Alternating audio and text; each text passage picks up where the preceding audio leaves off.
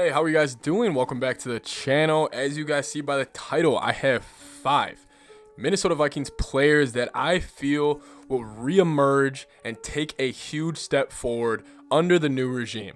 I'm not saying these guys played bad under the Zimmer era. I just feel like they were underutilized and did not tap in to their full potential. First off, thank you guys, everybody, supporting the channel as of lately. The channel's been doing really well. If you guys could subscribe, best way to support me, and comment down below your thoughts on these 5 players. Who do you think is going to be the number 1 player to blow up out of these 5? Because I think these are all 5 guys, unreal potential, untapped potential. That's what we're going to be talking about right now. First guy I immediately thought of when I wanted to make this video and come up with 5 guys who I think were underutilized with Mike Zimmer. And the number 1 name that popped in my head was Cameron Dantzler.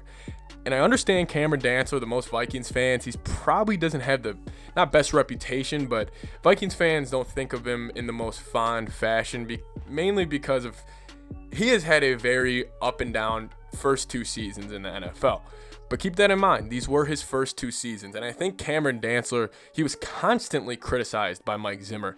He might be a guy where you just need to give him confidence. Give Cameron Dantzler confidence that he can go be the top 10 corner. Because I always said when I'm watching my eye test with Cameron, he's always in the right position. It just comes down to, can he go and make the play? Because he always puts himself there. He's always staying with receivers. Just when it comes to those 50-50 balls, with Cameron Dantzler, they're more like 90-10 over the past 2 seasons, but it could be a confidence thing. Cameron Dantzler, keep your eye out on him for next season. And I'll make this one quick, but I made a whole video about him yesterday. Irv Smith Jr., I couldn't throw him in here. This dude in Kevin O'Connell's new offense, in the 3-1-1 offense, which is a 3 wide receivers, 1 running back, 1 tight end, Irv Smith's going to be an absolute monster. Irv Smith is going to be unguardable because if you look at the Vikings offense, and it's very similar to the way the roster is set up as the LA Rams, 2 strong receivers and a good tight end and a good third option at receiver. So that means Irv Smith, it's going to be a lot of one-on-ones with linebackers, corners who are too small, linebackers who are too slow. Irv Smith, I mean, the dude, if I had to project we'll do early projection for a stat line. I say he goes for about 70 catches, 750 yards, and 8 touchdowns next season. All right, now this is my favorite Minnesota Vikings player on offense, and if you guys have been following the channel for a while, you may know this.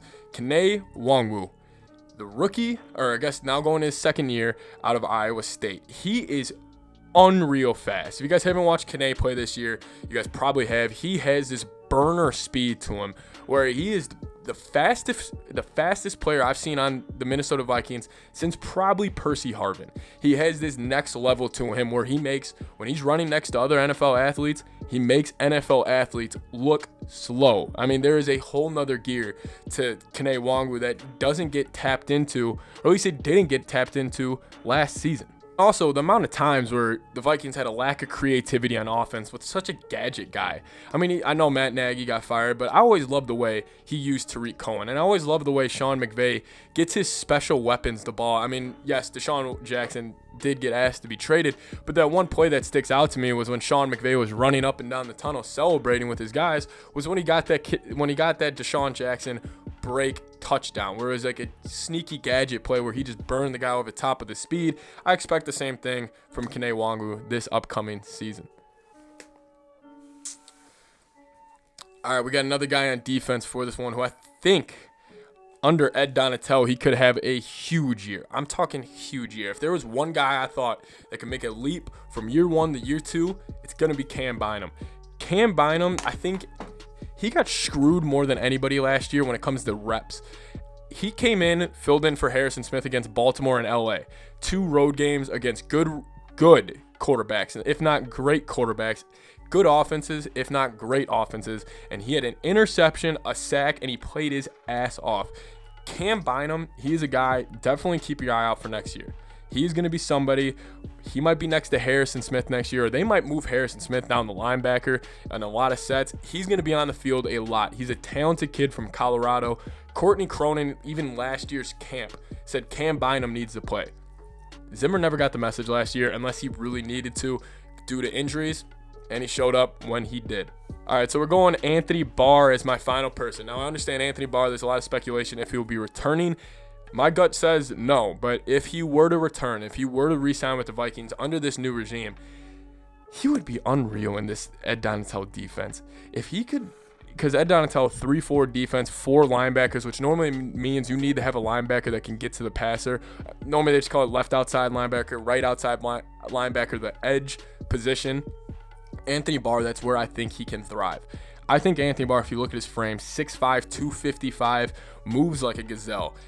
I feel like Anthony Barr, he has the most untapped potential from the Zimmer era on defense. Look, in the last 5 years, he has relatively stayed the same course when it comes to stats. And I understand a lot of what Anthony Barr does not show up in the stat sheet. But Anthony Barr, if he were to get inside this Ed Donatell defense, coming off the edge more, he could be a guy that you look up and he has 8.5 sacks from the linebacker position. I think he has that skill set. So I would love to have a conversation between Ed Donatell and Anthony Barr take place about their future together. And if they could bring him back in on a 1-year deal, again, I'm assuming he's looking for more stability, but we'll see. Anyways, those are my 5 guys who I think are going to explode next season under the new regime. Let me know what you guys think down below. Leave a comment on which guy excites you the most from the Minnesota Vikings. I would try to respond to all you guys. See you guys next time. Skol Vikes.